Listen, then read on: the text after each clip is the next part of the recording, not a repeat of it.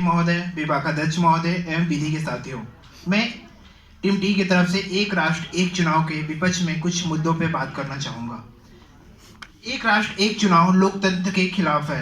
कारण हर 5 साल में एक चुनाव होने से राजनीतिक पार्टियां गैर जिम्मेदार हो जाएंगी और अपने स्वार्थ को पूरा करने के लिए 5 साल के लिए स्वतंत्र भी हो जाएंगी। इससे लोकतंत्र कमजोर होगा और सत्ताधारी पार्टियां तानाशाह बन बैठेंगी।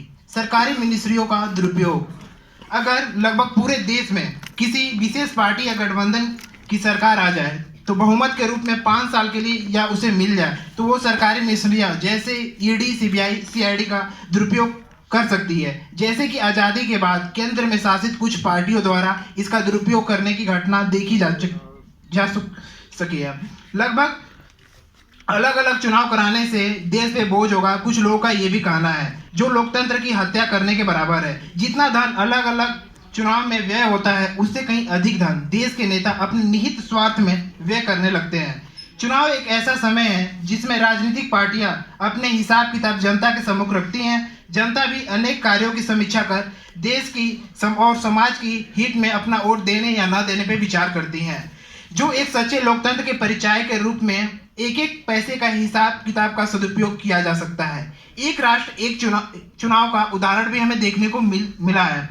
एक राष्ट्र एक चुनाव का दुरुपयोग हमें सन 1951 से 1967 के बीच होने वाले एक साथ चुनाव में भी देखने को मिला है। पहली बार सन 1959 में केंद्र ने तत्कालीन केरल सरकार को बर्खास्त करने के लिए अनुच्छेद 356 का प्रयोग किया था और दल बदल और प्रतिदल बदल कानून भी देखने को हमें मिला, जिसके कारण तत्कालीन केरल सरकार भी गिर गई और उसके बाद यही घटना देश के अन्य राज्यों में भी देखने को मिला। और क्योंकि लोकतंत्र में बिना चुनाव की चुनी गई सरकार काफी दिनों तक नहीं रह सकती, इसलिए बिना चुनाव का कोई भी सरकार नहीं चल सकती। भारत राज्यों का संघ है। भारत में 28 राज्य और 8 केंद्र शासित प्रदेश है। यह विश्व का सबसे बड़ा लोकतांत्रिक देश भी है और जनसंख्या की दृष्टि से विश्व का पहला देश भी होने जा रहा है।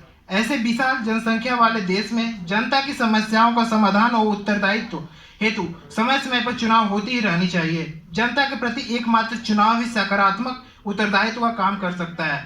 समय समय पर चुनाव ही जनता के हितों में है।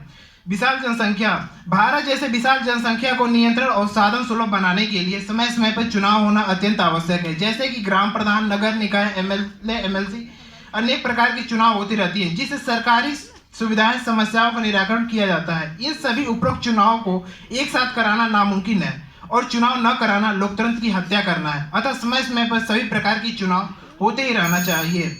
संवैधानिक खतरा, एक देश एक चुनाव का विरोध करने वाले विशेषज्ञों का मानना है कि इस मुद्दे पर भारत के संविधान भी चुप्पी साधे हुए है, क्योंकि संविधान के अनुच्छेद 2 संसद द्वारा किसी भी नए राज्य को संघ में शामिल किया जा सकता है और अनुच्छेद 3 के द्वारा संसद कोई भी नया राज्य बना सकती है। पूर्ण रूप से इसके विपरीत दिखाई पड़ता है क्योंकि इन दोनों परिस्थितियों में चुनाव कराना पड़ सकता है। इसी प्रकार अनुच्छेद 85 टू बी, 174 टू बी, 132, 135 सब इसके विपरीत है। अतः हमें कहना है कि भौगोलिक स्थिति भी हमारे यहाँ समान नहीं, क्योंकि अभी ठंड के मौसम में यूपी, बिहार और मध्य प्रदेश और राजस्थान में चुनाव कराना तो संभव है, लेकिन लेह लद्दाख और जम्मू कश्मीर जैसे राज्यों में चुनाव कराना असंभव है। ठीक इसी प्रकार बरसात के मौसम में भी यूपी और पूर्वोत्तर यूपी और बिहार में चुनाव कराना असंभव हो जाता है, क्योंकि वहाँ पे जल जमाव की समस्या भी देखने को मिलती है। मैं इसी के साथ अपने वाणी को विराम देता हूँ। धन्यवाद।